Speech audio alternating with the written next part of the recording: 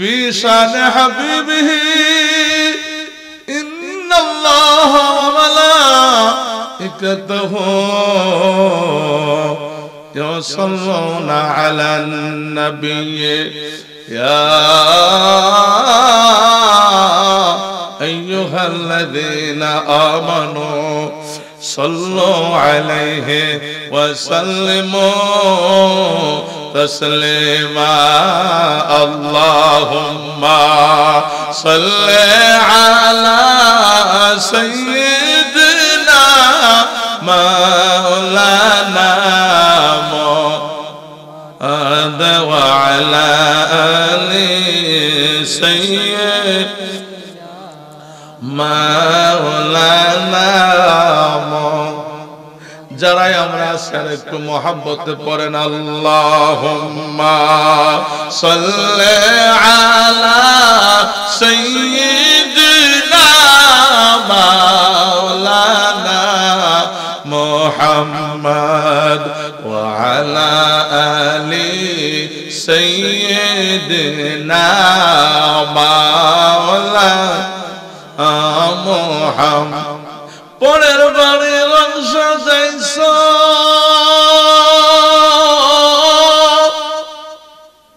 আপন বাড়ি অন্ধকার থাকবে না রে বাহাদুরে যাইতে হবে গুণের পার আল্লাহুম্মা সাল্লি আলা সাইয়্যিদিনা মাওলানা মুহাম্মদ ওয়া আলা আলি সাইয়্যিদিনা মুহাম্মদ আলহামদুলিল্লাহ লম্বা কান্দে মধ্যপাড়া জামে মসজিদের উদ্যোগে ও যুব সংগঠনের উদ্যোগে আজকের সুন্নি মহা সম্মেলনের সম্মানিত সভাপতি সাহেব, মসজিদের ইমাম সাহেব হযরত মাওলানা আব্দুল ওয়াদুদ মাহদি সাহেব, আল্লাহ যেন হুজুরের হায়াত বরকত দেন, সকলে বলেন আমিন। এখানে সবচেয়ে বড় আনন্দের বিষয় আপনারা একজন আলেমকে দিয়েছেন মাহফিলের সভাপতি, এটা একটা বরকত। অনেক মাহফিলে কিন্তু আলেম ওলামা থাকে না সভাপতি, কিন্তু আপনাদের মাহফিলের মধ্যে একজন আলেমকে দিয়েছেন সভাপতি। আচ্ছা কোন আলেমের সভাপতি আলেমই করতো নাকি কোন? হ্যাঁ, আচ্ছা আলেমের সভাপতি একজন মূর্খ মানুষ দিলে উনি একজন আলেমের ভুল ধরতে পারবো? একজন আলেমের কি করে ধরতে পারবো? কিন্তু আলেমের সভাপতি একজন আলেমই করতো নাকি কোন? উনাকে হুজুরকে সভাপতি রাখাতে আপনারা বেজান না খুশি? আরো জোরে কোন বেজান না খুশি? আল্লাহ যেন সভাপতি হুজুরের হায়াত বরকত দান করুন, সকলে বলেন আমিন। এবং আজকের মাহফিলের সম্মানিত বিশেষ অতিথি, সম্মানিত প্রধান অতিথি সহ মুরব্বিয়ানে আযম, ছোট ছোট সোনামণিরা, পর্দানিশীল সরলা অবলা মা ও বোনেরা, সকলের খেদমতে আবারও একটি মহব্বতের সালাম নিবেদন করতেছি। আসসালামু আলাইকুম ওয়া রাহমাতুল্লাহি ওয়া বারাকাতুহু ওয়া মাগফিরাহ। আমরা যে আজকের এই সুন্নি মহা সম্মেলনে বসলাম, বসাতে আমাদের লাভ না লস? লাভ না লস? যদি লাভ হয়ে থাকে তাহলে মহান রব্বুল আলামিন আজকের এই মাহফিলে আমাদেরকে বসার মতো তৌফিক দিয়েছেন, আসার মতো সুযোগ দিয়েছেন। সকলে মহব্বতে জুড়ে সুরে অন্তঃস্থল থেকে সর্বোচ্চ একটা আওয়াজ দিয়া মানুষ, আমরা সংখ্যাগরিষ্ঠ যে কয়েকজন আছি সকলে একটু জুড়ে করেন আলহামদুলিল্লাহ। হয় না? আরো জুড়ে আলহামদুলিল্লাহ। নারে তাকবীর, নারে রিসালাত, আহলে সুন্নাত ওয়াল জামাত। তাইলে আমরা সবাই খুশি নাকি কোন মাহফিলে বসাতে? আর কেন খুশি হবেন না? এই মাহফিলটা হলো আমার দয়াল নবীজির হাদিস মুবারকার দিকে তাকাইলে এই মাহফিলটা হলো জান্নাতের বাগান। কন্যা সুবহানাল্লাহ। জান্নাতের মাঝে যাইতাম আমরা, চাই কি চাই না? জান্নাতে যাইতে হলে দুনিয়ার জান্নাতটা আগে, দুনিয়ার জান্নাতের মধ্যে আগে আসতে হবে কি হবে না? এত বড় মাহফিলের আয়োজন, এত বড় প্যান্ডেল, লোকজন ইনশাআল্লাহ আরো থাকার দরকার ছিল, কিন্তু আসবে ইনশাআল্লাহ আস্তে আস্তে। আল্লাহ সকলকে আসার তৌফিক দান করুন, সকলে বলেন আমিন। এই মাহফিলটা এমনও তো হতে পারে আমার আপনার জন্য জীবনের শেষ মাহফিল, নাকি কোন? আহা, জানাজার পড়েছি নামাজ, দিয়েছি কত দাফন, কত জানাজার পড়েছি নামাজ, দিয়েছি কত দাফন। এমনও হতে পারে আজকে আমি মাহফিলে বসে রয়েছি, এমনও হতে পারে আগামী কালকে এমন সময় গো আমি আপনি কবরের প্যাসেঞ্জার কবরে শুয়ে থাকতে পারি কি পারি না? হায়াত মওত কার হাতে? আমার আল্লাহ কয় আল্লাযী খালাকাল মাউতা, আমার আল্লাহ আগে মৃত্যুর সংবাদ দিয়েছেন, পরে বলছেন ওয়াল হায়াতা লিয়াবলুয়াকুম আইয়ুকুম আহসানু আমালা। আল্লাহ রাব্বুল আলামিন আগে আমাকে আপনাকে মৃত্যুর সংবাদ দিয়েছেন, পরে আমার আল্লাহ আমাকে আপনাকে হায়াতের সংবাদ দিয়েছেন। তাইলে বোঝা যায় আমরা এই দুনিয়ায় থাকতে পারবো। দুনিয়া মুসাফির খানা জানো না, দুনিয়া মুসাফির খানা মরে জানো না, কত মানুষ আইলো গে এলো রইলো না। আল্লাহুম্মা সাল্লি মুহাম্মাদ ওয়া আলা আলি সাইয়্যিদিনা মুহাম্মাদ ওয়া আলা আলি সাইয়্যিদিনা মুহাম্মাদ। যারা জান্নাতে যাবে, জান্নাতি মানুষের গুনাহ থাকতে পারে? আজকে যে এই জান্নাতের বাগানে বসছেন, আমাদের কি গুনাহ আছে? আল্লাহ রাব্বুল আলামিন কয় ফেরেশতারা, আমার পাগলগুলো এই মাহফিলের মধ্যে যাবে, সুন্নি মহাসম্মেলনে যাবে। মাহফিলটা হলো পবিত্র স্থান, জান্নাতের বাগান। এই জান্নাতের বাগানের মধ্যে আমি আল্লাহ তোমাদেরকে একটা অর্ডার দিলাম, তোমরা আমার পাগলদের গুনাহগুলো লয়া দাঁড়ায়া থাকো পবিত্র অবস্থায়। এই জান্নাতের বাগানে আমি আমার পাগলদেরকে বসাইমু। কন্যা সুবহানাল্লাহ। খুশি না বেজার? এখন আমাদের গুনাহটা ফেরেশতারা কি দাঁড়ায়া মাথার মধ্যে দাঁড়ায়া রাখছে, আমরা এখন গুনাহ মুক্ত। কিন্তু ওইলে কি মাহফিল থেকে যাওয়ার পরে যে নাকি কোন এখন মাহফিলের মধ্যে মনটা যেরকম, মাহফিলের পরে মনটা আর এরকম থাকবো, অনেক বেশ কম হইতো না? অনেক বেশ কম হয়ে যাবে। তাইলে আমি চাই আজকের মাহফিল থেকে এখন যেরকম মনটা, মাহফিলের পরেও যেন আল্লাহ আমাদের মনটা এরকম রাখেন। আমিন কোন? বন্ধুরা আমার, বলতেছিলাম আমি আপনি দুনিয়ায় থাকতে পারবো না, দুনিয়া থাকার জায়গা না। কত মানুষ, কত আত্মীয় স্বজন চোখের সামনে কবর দেশে চলে গেছেন, কিন্তু একদিন আমি আপনিও কবর দেশে চলে যাব। মনে পড়ে কি পড়ে না? এই জন্য আমি বলছিলাম, আয়াতের মধ্যে বলছি আমার আল্লাহ কয় ইয়া আইয়ুহাল্লাযীনা আমানু আতিউল্লাহ, হে ঈমানদারগণ তোমরা আমি আল্লাহর অনুসরণ করো। কন্যা সুবহানাল্লাহ। কার অনুসরণ করার জন্য বলছে? আল্লাহর অনুসরণ করার জন্য। কাদেরকে বলছেন আমার আল্লাহ? ইমানদারদেরকে বলছেন, কাদেরকে বলছেন? ইমানদারদেরকে বলছেন।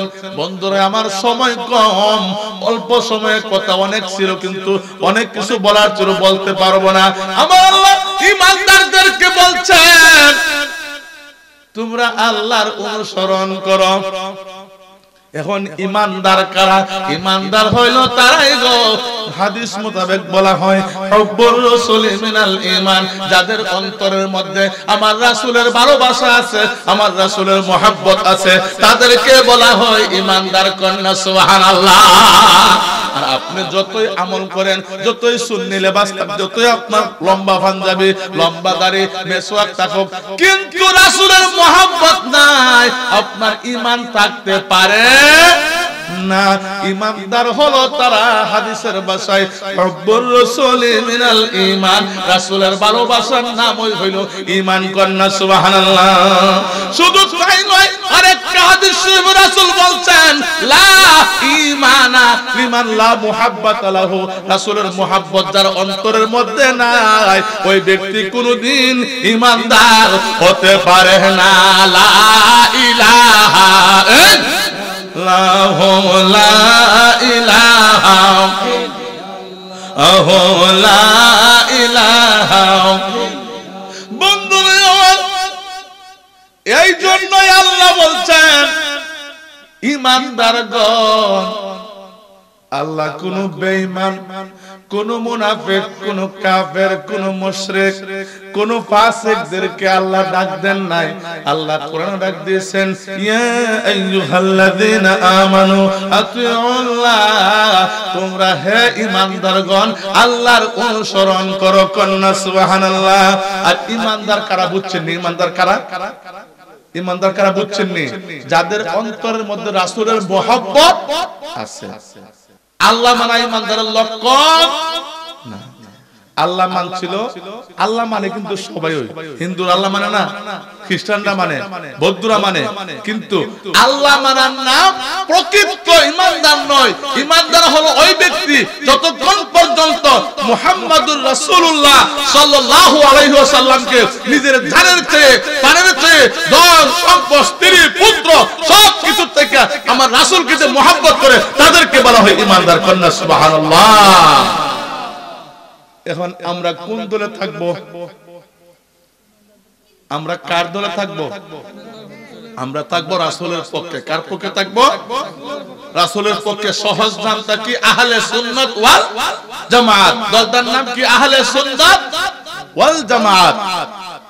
আহলে সুন্নাত ওয়াল জামাতের অনুসারী যারা, তারাই প্রকৃত ঈমানদার। কন্যা সুবহানাল্লাহ। কেন? রাসূলের মহব্বত যার অন্তরের মধ্যে আছে, সে ওই প্রকৃত ঈমানদার। আর আল্লাহ তাদেরকে বড় মহব্বত করে, তাদেরকে বড় ভালোবাসে। কন্যা সুবহানাল্লাহ। এই জন্য আল্লাহ কয়, তোমরা অনুসরণ করো আল্লাহর। কেন না এই দুনিয়ায় থাকতে পারবো না, আল্লাহর অনুসরণ করে কবরের সামানা দুনিয়া থেকে নিয়ে যেতে হবে। কন্যা সুবহানাল্লাহ। ওই আমি চলে যাব, আমায় তোমরা বইলা যাও না, আমি চলে যাব, আমায় তোমরা বইলা যাও না। ডাইনে বামে মাটি আমার মাটির বিছানা, ডাইনে বামে মাটির বিছানা। বন্ধুরা আমার, এই দুনিয়া থেকে চলে যাব, এই জন্য আল্লাহ কয় তোমরা অনুসরণ করো আল্লাহ। এবার প্রশ্ন হলো, আল্লাহকে দেখা যায়? আল্লাহকে ধরা যায়? আল্লাহকে ছোঁয়া যায়? আল্লাহ কি ধরার জিনিস? আল্লাহ কি দেখা? আল্লাহ কি স্পর্শ করার জিনিস? আল্লাহ স্পর্শ করার জিনিস না, আল্লাহ ধরার জিনিস না। আল্লাহ হলো পাওয়ার জিনিস। কন্যা সুবহানাল্লাহ। আল্লাহ হলো দেখার জিনিস। কন্যা সুবহানাল্লাহ। এখন আল্লাহকে দেখতে হইলে, আল্লাহকে পাইতে হইলে কি করতে হবে? এখন যে আল্লাহ কইলো আতিউল্লাহ, হে ঈমানদারগণ তোমরা আল্লাহর অনুসরণ করো। আপনারাই তো কইছেন আল্লাহকে দেখা যায় না, আল্লাহকে ধরা যায় না, আল্লাহকে স্পর্শ করা যায় না, তাইলে এখন আল্লাহর অনুসরণ কেমনে করব? ও আল্লাহ, তোমাকে দেখা যায় না, তোমাকে ধরা যায় না, তোমাকে ছোঁয়া যায় না, তোমার অনুসরণ কেমনে করব? আমার আল্লাহ কয় আতিউ আতিউল্লাহ ওয়ার রাসূল, আমার হাবিবের অনুসরণ করো কন্যা সুবহানাল্লাহ। কার কথা বলছে? হাবিবের অনুসরণ করো, আমার বন্ধুর অনুসরণ করো, আমার রাসূলের অনুসরণ করো। যে ব্যক্তি নবীজির অনুসরণ করবে, নবীজির অনুকরণ করবে, আমার আল্লাহ কয় মাইয়ুতির রাসূলা ফাকাদ আতা আল্লাহ। যে ব্যক্তি রাসূলের অনুসরণ করবে, রাসূলকে ইতাআত করবে, রাসূলকে অনুসরণ করলে ওই আমি আল্লাহর অনুসরণ হয়ে যায় কন্যা সুবহানাল্লাহ। এই জন্য আমার আল্লাহ কয় লাকাদ কানা লাকুম ফি রাসূলিল্লাহি উসওয়াতুন হাসানা। সর্বোত্তম আদর্শ হলো, সর্বোত্তম আখলাক হলো আমার দয়াল নবীজির কন্যা সুবহানাল্লাহ। আল্লাহ আমার হাবিবকে সর্বোত্তম আদর্শ দিয়া দুনিয়ার মধ্যে পাঠাইছে কন্যা সুবহানাল্লাহ। সর্বোত্তম আদর্শ কার? সর্বোত্তম আদর্শ আমার দয়াল নবীজি। সর্বোত্তম আদর্শ কার? দয়াল নবীজি। কোথায় বলছে আল্লাহ? কোরআনে। লাকাদ কানা লাকুম, খারাপ লাগতেছে? হ্যাঁ, লাকাদ কানা লাকুম ফি রাসূলিল্লাহি উসওয়াতুন হাসানা। সর্বোত্তম আদর্শ হলো দয়াল নবীজির আদর্শ কন্যা সুবহানাল্লাহ। তাহলে আমরা আদর্শ গ্রহণ করব কার? নবীজির আদর্শ গ্রহণ করব কার? নবীজির। নবীজির আদর্শ গ্রহণ করলে আমার আল্লাহ কোরআনে বলতেছে যে ব্যক্তি নবীজিকে মানলো, সেই ব্যক্তি যেন আমি আল্লাহকে মানা হয়ে গেছে কন্যা সুবহানাল্লাহ। এজন্যই আল্লাহ কয় ঈমানদারগণ তোমরা আল্লাহর অনুসরণ করো। ওগো আল্লাহ তোমাকে দেখলাম না, তোমাকে ধরতে পারলাম না, আমার আল্লাহ কয় তোমরা আমার হাবিবের অনুসরণ করো কন্যা সুবহানাল্লাহ। এখন তো আমরা দয়াল নবীজিকে দেখছি, বর্তমান যুগে দয়াল নবীজি আমার সামনে আছে, তাইলে অনুসরণ আমার আল্লাহ আমি বলতেছি দয়াল নবীর অনুসরণ কেমনে করব? ও আল্লাহ, নবীকে তো আমরা দেখে নাই, নবীকে না দেখিয়া তোমাকে না দেখিয়া ঈমান এনেছি তবু। ও নবীকে না দেখিয়া তোমাকে না দেখিয়া ঈমান এনেছি তবু। ও সেই ওসিলায় আহমদ দয়া বিলাও ক্ষমা করে দাও, মাফ করে আও, ক্ষমা করে দাও, মাফ করে। বন্ধুরা আমার, রাসূলকে দেখি নাই, তাহলে অনুসরণ কেমনে করতে হবে? আমার আল্লাহ কয় ওয়া উলিল আমরি মিনকুম, তোমরা একজন আমিরের অনুসরণ করো, অর্থাৎ একজন কামেল হক্কানি ওলি আল্লাহর অনুসরণ করো কন্যা সুবহানাল্লাহ। হক্কানি ওলি আল্লাহর দ্বারা বুঝায় হক্কানি পীর মাশায়েখের হাতে হাত রাখা আপন আপন পীর মুর্শিদের অনুসরণ করলে নবীজির অনুসরণ হয়ে যায়, আর নবীজির অনুসরণ করলে আমার আল্লাহর অনুসরণ হয়ে যায় কন্যা সুবহানাল্লাহ। আল্লাহ কোন জায়গায় কইছে না যে আমার অনুসরণ করো আগে, আমার অনুসরণ করলে বন্ধুর অনুসরণ, এই কথা আল্লাহ কইছে না। আল্লাহ কইছে বন্ধুর অনুসরণ করলে আমি আল্লাহর অনুসরণ হয়ে যায় কন্যা সুবহানাল্লাহ। তাহলে হাবিবকে আমার আল্লাহ কত না মোহাব্বত করেন, কি কোন? হ্যাঁ, যাকে সৃষ্টি না করলে এই কুল কায়নাত, আমার কথা কি কষ্ট হইতেছেন আপনারা? তাইলে হাবিবকে আমার আল্লাহ কত অনুসরণ করে, কত মোহাব্বত করে, কত ভালোবাসে। আর আমরা মানুষ হয়ে নবীর মোহাব্বত অন্তরের মধ্যে রাখতে চাই না। আবুল তাবুল কথা কই রাসূলকে নিয়ে কই না, ফালতু কথা কই না। কোন অসুবিধা নাই, হাসরের ময়দানে বুঝবো, হাসরের ময়দানে বুঝা যাইবো। ইশারায় কিতে কথা বুঝা নিবেন, সময় কম, এত কিছু কইতে পারতেছি না। বন্ধুরা আমার, তাইলে রাসূলের অনুসরণ করতে হলে কোরআনের ভাষায় কি করতে হবে? একজন হক্কানি ওলি আল্লাহর অনুসরণ করতে হবে কন্যা সুবহানাল্লাহ। তাহলে আমরা হক্কানি ওলি আল্লাহর হক্কানি পীর মাশায়েখের হাতে হাত দিয়া বায়াত হইতে চাই কি চাই না? এখন তো পীরের অভাব নাই, বাংলাদেশটা পীরে বইরা গেছে নাকি কোন?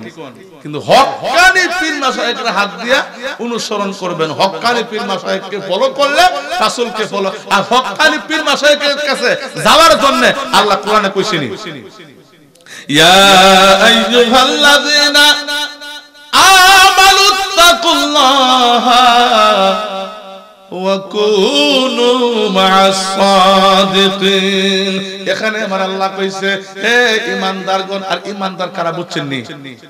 ঈমানদার কারা বুঝছেন নি? আমি যেটা কয়ে গেলাম, ঈমানদারগণ সাদিকিন, ইত্তাকুল্লাহ, আল্লাহকে ভয় করো এবং সত্যবাদীদের সঙ্গ গ্রহণ করো। কন্যা সুবহানাল্লাহ। সত্যবাদী মানে কামেল ওলি আল্লাহর সঙ্গ লাভ করা, কামেল ওলি আল্লাহর সঙ্গ নেওয়া।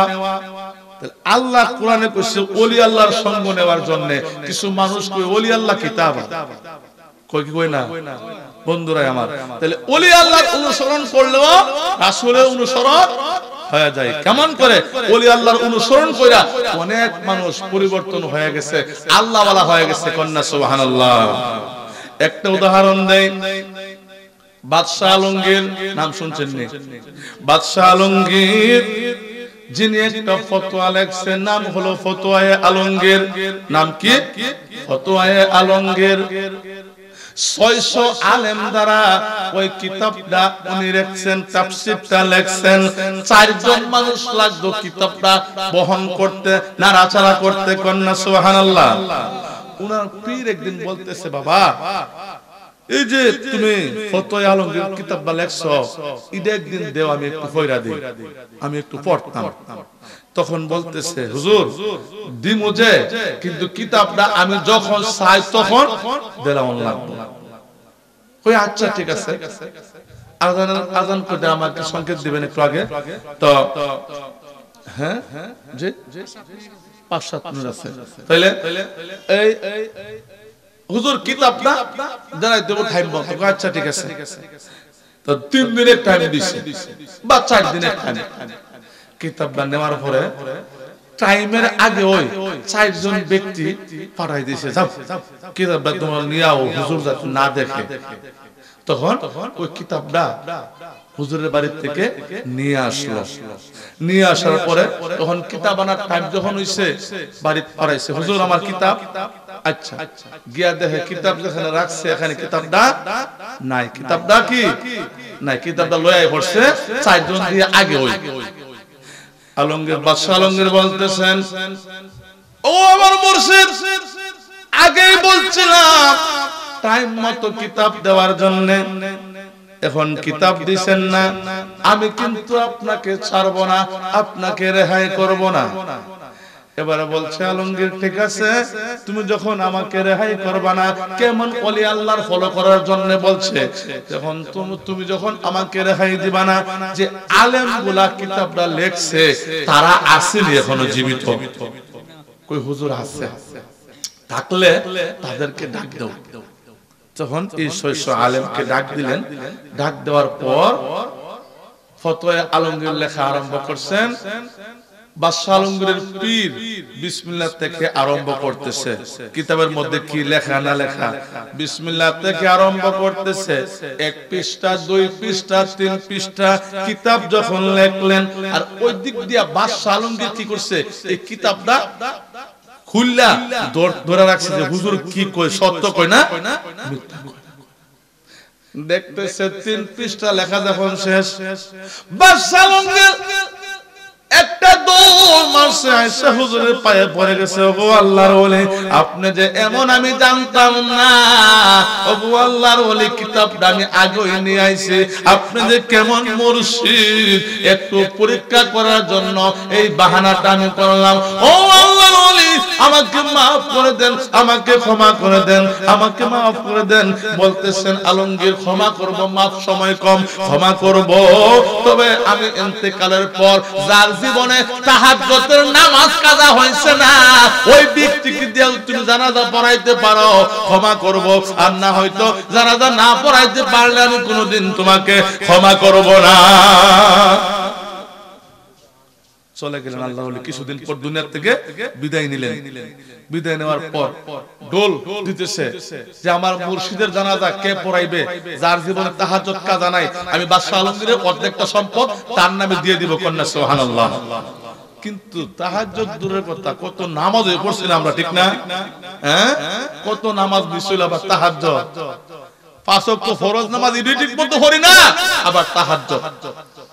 বন্ধুরে আমার, সময় কম, অবশেষে বাদশাহ আলমগীর জোর জোর করে কান্না শুরু করলো। আরে মুর্শিদ চরণ অমূল্য দান ঘোষণা কোরআনে, আমার জীবন বিলাইয়া দেব গো আমার মুর্শিদের চরণে, আমার জীবন বিলাইয়া দেব গো আমার মুর্শিদের চরণে। বাদশাহ আলমগীর জোর জোর করে কাঁদতেছে, ওগো আল্লাহর ওলি, আমি আপনাকে 600 আলেমের সামনে প্রকাশ করছি, আপনি কি করলেন, কি করলেন? আজকে হাজার হাজার মানুষের সামনে আমাকে প্রকাশ কইরা গেলেন। তার মানে বোঝা যায় বাদশাহ আলমগীর বাদশাহ হতে পারে, তার জীবনে কোনোদিন তাহাজ্জুদের নামাজ কাজা হয় না। জোরে কন্যা আল্লাহু আকবার, আরো জোরে কন্যা আল্লাহু আকবার। তাহলে কামেল ওলি আল্লাহকে কেমন করে ফলো করছে? ওলি আল্লাহকে ফলো করলে রাসূলকে ফলো করা হয়ে যায়, রাসূলকে ফলো করলে আমার আল্লাহকে ফলো করা হয়ে যায়। কন্যা সুবহানাল্লাহ। আসরতে তাজিমে ইয়া নবী সালাওয়ালাইকা ইয়া সালাম আলাইকা ইয়া হাবিব সালাম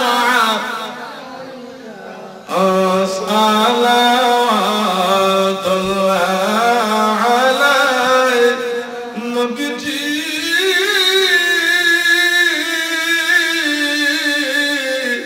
ও মায়া নবীজি, আপনি আমরার মরণে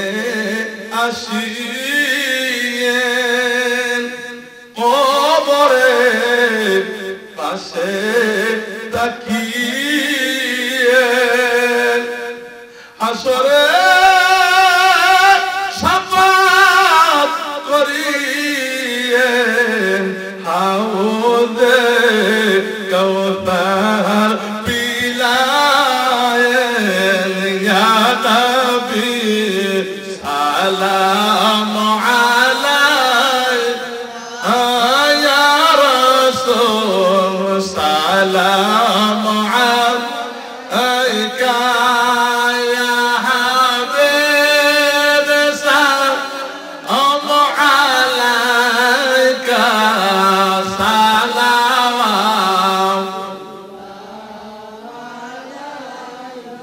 দে রব্বে দুরুদ সালাম বরকত নবী পরাপনে মুদাম হাজারো দুরুদ হাজারো সালাম বড় হবে তবর সে কিয়াম। তাহলে বলতেছিলাম এই দুনিয়ায় আমি আপনি থাকতে পারবো না।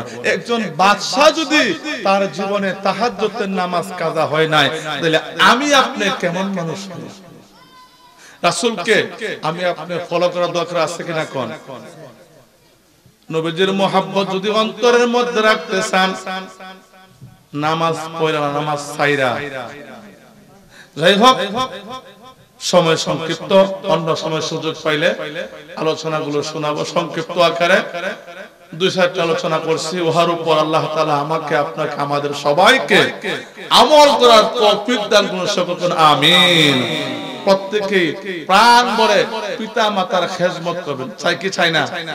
পিতা মাতার খেদমত করবেন, আকুল আবেদন পিতা মাতার খেদমত করবেন এবং 5 ওয়াক্ত নামাজ আমরা চাই কি চাই না? 5 ওয়াক্ত নামাজ পড়বেন এবং দিলাকুলুব অবশ্যই ব্যবহার করবেন। আল্লাহ তাআলা আমাদের সকলকে তৌফিক দান করুন, সকলে বলুন আমিন। আর আমার কথাবার্তার দ্বারা যদি আমার আলোচনার দ্বারা কারো মনে কোনো কষ্ট পায় থাকেন, আল্লাহর ওয়াস্তে নিজ গুণে নবীজির গাম মুবারকের সদকায় আমি গুনাহগারকে ক্ষমা করে দিবেন। আমার জন্য সকলে দোয়া করবেন, এই আশা কামনা করে আজকের আলোচনা এখানে শেষ করতেছি। আসসালামু আলাইকুম ওয়া রাহমাতুল্লাহি ওয়া বারাকাতুহু ওয়া মাগফিরাহ।